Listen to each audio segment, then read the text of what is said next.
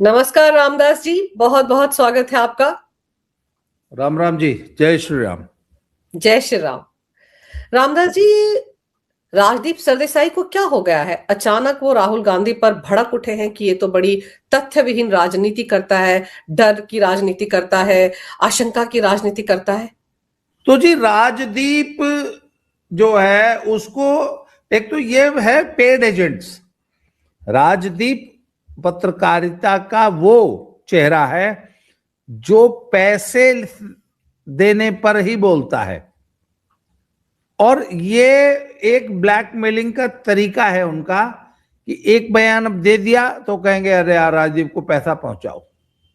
तो राजदीप बिना पैसे के बोलता नहीं, तो राजदीप को लेने होंगे। अब इन्होंने आलोचना कर दी है तो अब गवर्नमेंट या तो उनका एडवर्टीजमेंट बढ़ा देगी या कुछ करेगी। आपको मालूम है 1000 तरीके होते हैं। जो पहले जी न्यूज में था, आजकल दूरदर्शन में गया है। सुधीर चौधरी ये क्या कर रहा था? ये अपने मीडिया हाउस के लिए क्या कर रहा था? जो 200 करोड़ रुपए वसूल रहा था। इतना बड़ा पेट नहीं है। आप तो खुद पत्रकारिता में रही, आपको पता है कि सुधीर चौधरी का इतना बड़ा पेट नहीं है कि वो 200 करोड़ रुपए बचा लेगा। वो तो अपने उस मीडिया हाउस के लिए दलाली कर रहा था ना, और जेल काट के आया। तो जी ये जितने भी ये जो हैं दलाली की पत्रकारिता करने वाले राजनीति से लोग, इनको जो जो ये नैरेटिव चलाते हैं, इनको बकायदा एक तो लिखा हुआ नैरेटिव मिलता है, और जो इनको बोल दिया वही इनको बोलना होता है, लिख के जो आ गया। तो मीडिया हाउसेस हैं बड़े वाले, तो उनसे उनका वसूली कार्यक्रम चल पड़ा। अब एक बयान दिया है इसने, अब वो इससे वैसा वसूल लिया जाएगा? नहीं। तो जब तक पैसा नहीं आएगा तब तक ये रिकॉर्ड उलट पलट के चलते हैं जी इनके। पर आप इसकी बीवी का रिकॉर्ड, वो भी तो पत्रकार है ना, टीएमसी की सांसद है, उसका रिकॉर्ड क्या बज रहा है? वो मोदी की आलोचना कर रही थी, है उसके लिए मोदी सबसे बड़ा तानाशाह है। वो एक बार भी नहीं याद करती कि राहुल गांधी की दादी, राहुल गांधी के पप्पा कितने बड़े तानाशाह थे। वो एक बार भी नहीं बताएगी कि अभी आज से सिर्फ 10 दिन पहले पंजाब में कैसे पंजाब केसरी की बिजली काट दी गई, उन पे छापे पड़े और उनका प्रेस, बकायदा प्रेस बंद कर दी गई, सिर्फ इसलिए क्योंकि उन्होंने ये पूछ लिया था कि जब भगवंत मान जापान गया था तो उसका हेलीकॉप्टर कौन उड़ा रहा था। पर वो तानाशाही न राजदीप को दिखाई देती है, न सागरिका को दिखाई देती है। हाँ, मोदी बहुत बड़ा तानाशाह है, पर अब चूंकि मोदी से पैसे लेने हैं, इसलिए राहुल गांधी की थोड़ी सी आलोचना कर दो, जब पैसे मिल जाएंगे जी। अच्छा, हर पार्टी का बजट होता है। पीछे क्या था कि आम आदमी पार्टी ने 1000 करोड़ रुपए का बजट था उसका मीडिया का। जब से इनकी दिल्ली की सरकार चली गई तो वो सारा का सारा प्रेशर आ गया है भगवंत मान पे। अब आज की तारीख में राहुल गांधी के पास 1000 करोड़ है नहीं देने के लिए, तो मात्र बची हैं 3 राज्य सरकारें। हिमाचल ने एकदम हेड्सअप कर दिया कि हमारे पास पैसा नहीं, हम नहीं दे पाएंगे। बच गए कर्नाटक और तेलंगाना। तो कर्नाटक और तेलंगाना अकेले 1000 करोड़ रुपया कहां से देंगे? और मीडिया को तो 1000 करोड़ चाहिए, सरकार से भी चाहिए और विपक्ष से भी चाहिए। तो जो पैसे नहीं देगा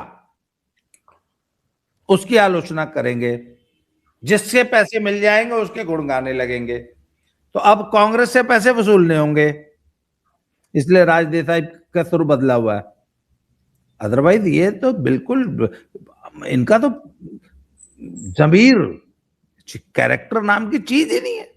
सबसे मजेदार बात यह है कि राजदीप सरदेसाई जिस तरह से राहुल गांधी को तथ्य विहीन राजनीति करने के लिए फैक्ट नहीं है, इनको कम से कम इंतजार करना चाहिए था कि जो डील हुई है उसका कोई फ्रेमवर्क सामने आ जाता, उससे पहले शोर मचाने लग गए और इस तरह से पोस्टरबाजी करके कोई राजनीति थोड़ी होती है। तो वो एक तरह से ये भी कह रहे राहुल गांधी को कि तुम तो क्या राजनीति कर रहे हो, धेले की राजनीति कर रहे हो। शायद राजदीप उनको सिखाना चाहते हो कि भाई ऐसे राजनीति कर लो।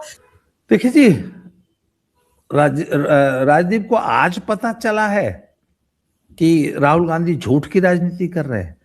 राहुल गांधी आज से झूठ बोल रहे हैं। राफेल में चौकीदार चोर है,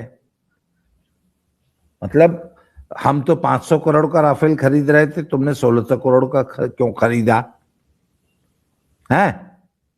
इस प्रकार के झूठ, जब सफेद झूठ, गंदे घिनौने घटिया झूठ, मतलब राहुल गांधी को यह नहीं पता कि बेस मॉडल और टॉप मॉडल में क्या अंतर होता है। एक गाड़ी का बेस मॉडल जो है वो टॉप मॉडल से 10 लाख रुपए सस्ता क्यों होता है? अब राहुल गांधी को यह सिखाना पड़ेगा। अच्छा, जब राहुल गांधी इस घटिया स्तर की राजनीति करता था तो यही राजदीप सरदेसाई, इसने एक बार भी नहीं बोला कि जी आप ये क्यों झूठ बोल रहे हो, राफेल को लेके आप क्यों ये झूठ फैला रहे हो देश में। ये वही राजदीप सरदेसाई है ना। जब ये किसान आंदोलन को लेके झूठ फैला रहे थे, इनको 3 काले कानून बता रहे थे, तब तो एक बार भी राजदीप सरदेसाई ने राहुल गांधी को नसीहत नहीं दी कि आप झूठ की राजनीति कर रहे हैं। आज क्यों कर रहे हैं मैडम? आज राहुल गांधी से पैसे लेने हैं इन्होंने, इनका बिल ओवरड्यू हो गया होगा, अब देगा ये पैसे, देख लीजिएगा आप।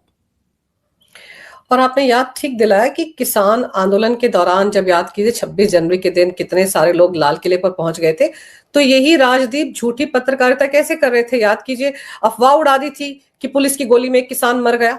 कितना बड़ा वहां पर एक तरह से फसाद हो सकता था। तब तो इनको नहीं याद आ रहा था कि तथ्य विहीन पत्रकारिता कर रहे हैं। आज राहुल को कह रहे हैं, जबकि वो मुझे अच्छी तरह वो सीन याद है, दीनदयाल उपाध्याय मार्ग पर बीजेपी मुख्यालय के ठीक सामने वाली जो सड़क है, वहां पे वो जो सो कॉल्ड फर्जी किसान था, वो 100 किलोमीटर की स्पीड से ट्रैक्टर दौड़ा रहा था, फोर्ड का ट्रैक्टर था, और उसने 100 किलोमीटर की स्पीड से पुलिस के बैरिकेड को टक्कर मारी, पलट गया और मर गया। उसको यही राजदीप सरदेसाई वहां पे रिपोर्ट कर रहा था कि पुलिस ने गोली मारी इसलिए मरा है,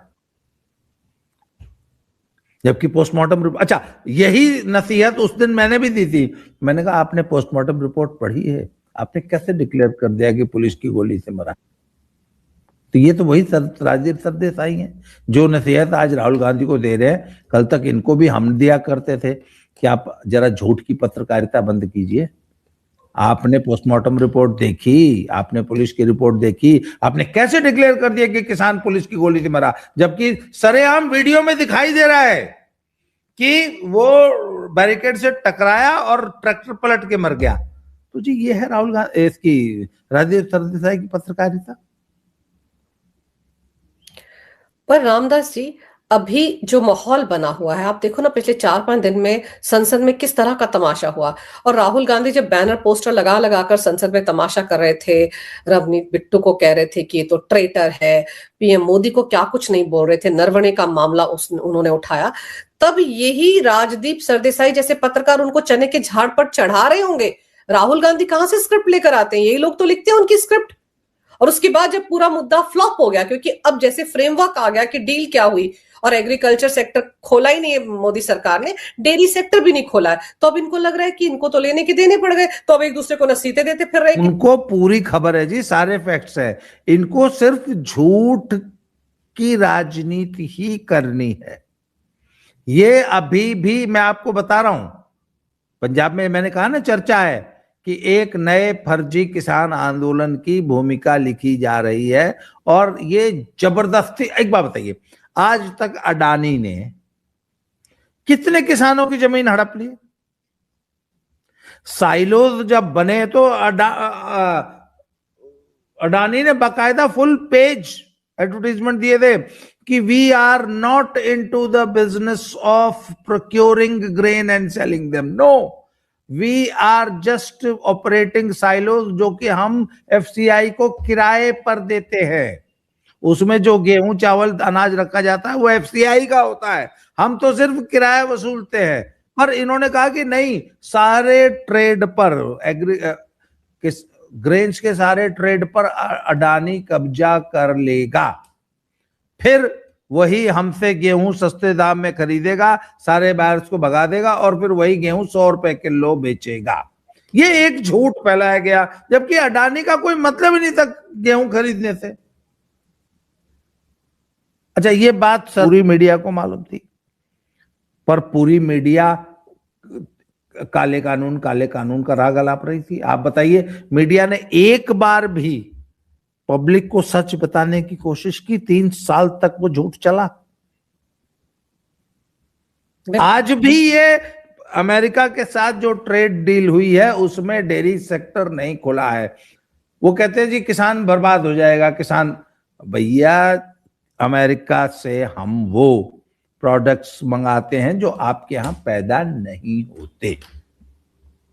एक सवाल है मेरा, आपका बासमती अमेरिका में बिकता है ना? जो पंजाब का किसान बासमती उगाता है वो अमेरिका खरीदता है ना? तो आप अपना बासमती अमेरिका बेचोगे, पर अमेरिका का उगने वाला सेब और एग्जॉटिक फ्रूट्स जो है वो नहीं खरीदोगे। मतलब अपना माल बेचना है अमेरिका में, अमेरिका का नहीं खरीदना। ये कौन सा लॉजिक हुआ, आप बताइए मुझे। और जहां तक मिल्क और डेयरी प्रोडक्ट्स की बात है, वो तो सरकार ने साफ मना कर दिया। जो दालें हमारे यहां प्रोड्यूस नहीं होती, दालें आती हैं, एडिबल ऑयल आता है, फ्रूट्स आते हैं, जो चीज आपके यहां नहीं प्रोड्यूस होती वो आएगी। पहले भी आती थी, अब भी आएगी। पर नहीं, राजदीप सरदेसाई इस झूठ का पर्दाफाश करेगा? नहीं करेगा।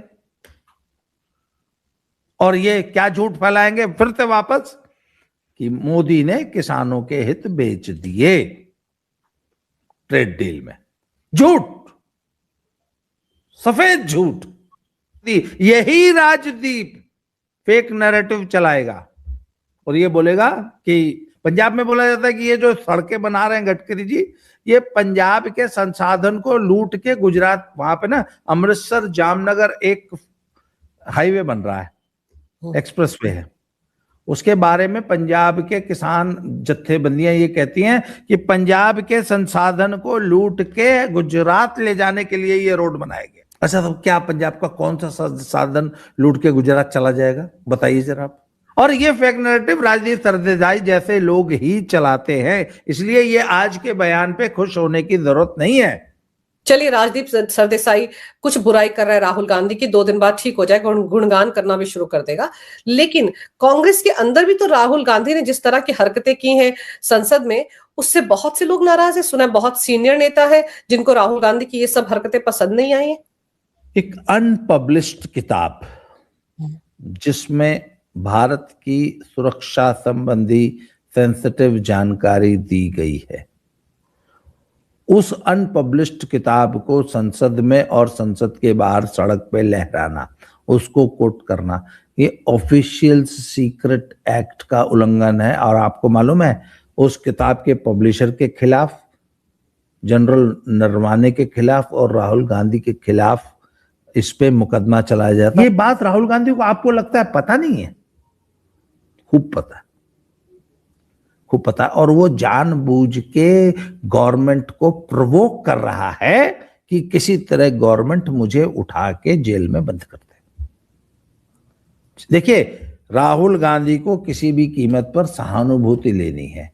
बहुत से चुनाव राहुल गांधी की पार्टी सिर्फ सहानुभूति की वजह से जीतती आई है। अगर आपको याद हो कि 84 में इंदिरा गांधी जी की मृत्यु से उपजी सहानुभूति, और जब नरसिम्हा राव बने थे, अगर उस साल, उस बीच चुनाव में अगर राजीव गांधी जी पर वो हमला, एसेसिनेशन उनका न हुआ होता, तो कितनी बुरी तरह हार रही थी। आपको याद होगा कि उस घटना से पहले का रिजल्ट और उसके बाद का रिजल्ट में जमीन में पूरा चुनाव पलट गया था। तो सहानुभूति पर चुनाव जीतना कांग्रेस की महारत है इसमें, और ये सहानुभूति के लिए कुछ भी कर सकते हैं। तो सहानुभूति के लिए जेल जाना चाहते हैं, पर राहुल मोदी जी भी बड़े पक्के हैं, बोले बेटा चाहे तुम कुछ कर लो, मैं तुमको जेल में नहीं डालूंगा। अच्छा, कांग्रेस के लीडर तो समझते हैं ना कि हमारा नेता झूठ बोल रहा है, हमारा नेता बकवास कर रहा है, हमारा नेता अनर्गल आरोप लगा रहा है। जब संसद में नौटंकी, संसद के परिसर में बैठ के नौटंकी बड़ी आसान है। ने राहुल को तो पब्लिक के बीच में जाना नहीं होता, पर मैडम कुछ नेता तो है ना जिनको पब्लिक के बीच में जाना होता है। कार्यकर्ता पूछते हैं। अभी आज इनका एक और बयान आया है कि हमने अयोध्या में राम मंदिर मूवमेंट को डिफीट किया। हाँ, इसका क्या जवाब देंगे यूपी में कांग्रेस के नेता कि तुमने भगवान राम को हराया, तुमने राम मंदिर टेम्पल के मूवमेंट को डिफीट किया? ये इस बात का क्या जवाब देगा कांग्रेस का नेता? तो वो असहज होगा कि नहीं होगा कि ये क्या बोल रहा है, ये आदमी क्या बोल रहा है, हम पब्लिक के मुंह में क्या मुंह दिखाएंगे यूपी में? अभी 2027 में चुनाव है, जब लोग पूछेंगे ये वाला बयान। अच्छा, आजकल तो बच्चे के पास ये बयान होगा तो कोई पूछ लेगा जी आप कह रहे थे कि आपने राम मंदिर टेम्पल को मूवमेंट को डिफीट किया और आप वोट मांगने आए हैं कांग्रेस का, आप चाहते हैं कि हम आपको वोट दे दें, आप भगवान राम को हरा के आए हैं। कांग्रेस का नेता क्यों असहज नहीं होगा? क्योंकि उसको वोटर का सामना करना है। राहुल गांधी ने आज तक कभी वोटर का सामना किया है क्या? वो तो सरेआम बोल देता है तुम बीजेपी के आदमी हो, पत्रकारों को बोल देता है ये बीजेपी का पत्रकार है। अभी भी तो बोला था संसद भवन के बाहर, जब पूछा गया था कि ये जब अनपब्लिश किताब है आप इसके बारे में बात ही क्यों कर रहे हैं, वहां कहते तुम बीजेपी के आदमी हो ना, इसीलिए ऐसे सवाल पूछ रहे हैं। तुष्टीकरण की राजनीति से कांग्रेस पार्टी कभी पीछा नहीं छुड़ा सकती। वो रेवंत रेड्डी को देखो क्या कह रहा था, वो 4% आरक्षण देने की जो बात कर रहे हैं मुसलमानों, कह रहा था मेरा नाम अगर कोई रेवंतुद्दीन भी बोल देगा तो कोई मुझे फर्क नहीं पड़ेगा। उसी ने कहा था ना कांग्रेस का मतलब मुसलमान और मुसलमान का मतलब कांग्रेस, यही कहा था ना उसने। ये अभी जो ये नौटंकी चल रही है कोटद्वार में, जो वो मोहम्मद दीपक वाली जो नौटंकी है, इन्होंने एक नया बाप बना लिया। ये क्या है? मुस्लिम तुष्टीकरण का इससे बड़ा, इससे ज्वलंत उदाहरण क्या मिलेगा? और देखिए राहुल गांधी की और कांग्रेस की ये मजबूरी है। फैक्ट क्या है कि यूपी में अखिलेश और राहुल के बीच में एक रेस लगी हुई है कि कौन ज्यादा आगे बढ़ के मुस्लिम तुष्टीकरण करता है। और किसी भी कीमत पे कांग्रेस का रिवाइवल तभी होगा भारत में और यूपी बिहार में जब कांग्रेस अखिलेश और तेजस्वी से मुस्लिम वोट तोड़ लेगी। इसलिए मुस्लिम वोट के लिए तो तुष्टीकरण की राजनीति होगी और अखिलेश और राहुल की खींचतान रसाकसी ऐसे ही होगी। मुसलमान एक तरफ है, दोनों उसको अपनी तरफ खींच रहे हैं, जो ज्यादा बड़ा चाटुकार होगा वो ले जाएगा। तो महाराष्ट्र में जो नतीजे आए, जिस तरह से AIMIM ने प्रदर्शन किया है, उससे तो लग रहा है ना कि मुसलमान उस तरफ जा रहा है, तो इसलिए और चिंता की बात है। मुंबई का मुसलमान उद्धव के पास भी तो आया ना। मुंबई के मुसलमान ने बीजेपी को हराने के लिए, शिवसेना को हराने के लिए उद्धव ठाकरे को वोट दिया ना। तो फिर उद्धव ठाकरे क्यों मुसलमानों की राजनीति नहीं करेंगे? मतलब मुसलमान बीजेपी को हराने के लिए उद्धव ठाकरे जैसे व्यक्ति को भी वोट दे सकता है, क्योंकि मुसलमान हर उस शख्स के पास जाता है जो मोदी को गाली देता है, सीधे सीधे। मोदी को हरा सकता है। मोदी को सिर्फ गाली नहीं देता, मोदी को चुनाव में भी हराना चाहिए। तो कांग्रेस जहां मोदी को हराने की स्थिति में नहीं है वहां मुसलमान लात मार देगा, और जहां देखेगा कि यहां पे कांग्रेस मोदी को हरा रही है वहां पुचकार देगा, बुला के टुकड़ा डाल देगा। सिंपल सी बात है, मुसलमान किसी का सगा नहीं है, वह तो देखेगा कि कौन बीजेपी को हरा रहा है। और अभी तेलंगाना में पंचायत के चुनाव होने हैं शायद, उससे पहले इस तरह के स्टेटमेंट दिए जा रहे हैं, तो एआईएमआईएम भी तो मैदान में है ना, उसका मुकाबला करने के लिए रेवंतुद्दीन बनने को तैयार हो गया है वो। नहीं बनेगा, रेवंतुद्दीन बनेगा, वो राहुलुद्दीन भी बनेगा। अरे जब एक बात बताइए ना, जब उद्धव ठाकरे उद्धुद्दीन बन गया, उद्धव ठाकरे बाला साहब हिंदू हृदय सम्राट बाला साहब का बेटा कहता है कि मैं वक्फ बोर्ड को हाथ भी नहीं लगाने दूंगा, तो फिर राहुल गांधी और रेवंत रेड्डी किस खेत की मूली है? मुस्लिम वोट के लिए कुछ भी करेंगे। रामदास जी, आपको लगता है कि राहुल गांधी ने जिस चतुराई के साथ या प्रियंका वाड्रा ने जिस शातिर तरीके से लोकसभा में पीएम मोदी का घेराव करने की कोशिश की थी, अब तो खबरें सामने आ चुकी हैं, 3 दलित सांसदों को, महिला सांसदों को उनकी सीट के इर्द गिर्द तैनात किया गया था ताकि पीएम मोदी वहां आ ना सके, अगर आ जाए तो कुछ ऐसे असहज हालात पैदा कर दिए जाएं कि कई तरह का बवाल खड़ा कर दिया जाए। ये दाव उल्टा पड़ गया है दोनों भाई बहन को। जिसने झूठ और फरेब की राजनीति करती उनको ये छोटे मोटे सेटबैक से फर्क नहीं पड़ता। अंजू जी, मैं आपको बताऊं, इनकी प्लानिंग ये थी कि ये जानबूझ के मोदी जी के चिपटती, गले लग पड़ती, और उसके बाद नैरेटिव पता है क्या तैयार था? यही राजदीप सरदेसाई क्या नैरेटिव चला था कि हिंदुस्तान का दलित मोदी से इतना नाराज है कि 3 दलित महिलाएं मोदी के गले पड़ गई संसद के अंदर, उनसे अपना गुस्सा कंट्रोल नहीं हुआ, इतना नाराज है हिंदुस्तान का दलित। वो तो बिरला साहब बड़े समझदार निकले कि उन्होंने कहा कि जी आप संसद में रहो ही मत, जिससे कि इनको किसी प्रकार की नौटंकी करने का मौका ही नहीं मिले। नहीं तो अच्छा, इसको ये प्रेजेंट क्या करते, और यही राजदीप सरदेसाई क्या प्रेजेंट करता कि मोदी के खिलाफ इतना गुस्सा है कि 3 दलित औरतें अपना गुस्सा कंट्रोल ही नहीं कर पाई। जी, मोदी इतना खराब आदमी है, इतना अत्याचार हो रहा है देश में दलितों पे, ये है इनका। और ये नैरेटिव चलता देश में, और यही मीडिया चलाता, और इसी की तो तैयारी कर रखी थी इन सब लोगों ने। वो तो जो कांग्रेस की महिला सांसद हैं जिनको ये जिम्मेदारी सौंपी थी प्रियंका वाड्रा ने, उनमें से किसी एक ने शिंदे गुट की जो शिवसेना की महिला सांसद है उसके सामने सारा राज खोल लिया, ये सोचकर कि ये उद्धव ठाकरे गुट की जो शिवसेना है उसकी सांसद है, तभी तो पूरी पोल पट्टी खुल गई।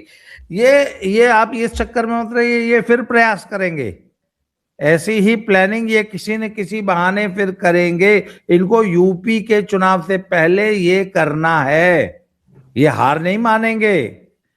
इनकी ये झूठ फरेब की जो ये घटिया राजनीति है, ये ऐसे ही चलेगी, आगे भी चलेगी। ये हार मानने वाले लोग नहीं है, ये ऐसे ही झूठे नैरेटिव चला के ही राजनीति करेंगे, क्योंकि इनको मालूम है सच्चाई का नैरेटिव चल ही नहीं सकता, क्योंकि उसके लिए सचमुच सड़क पर उतरना पड़ेगा और काम करना पड़ेगा, वो काम जो कि मोदी गवर्नमेंट पिछले 12 साल से कर रही है।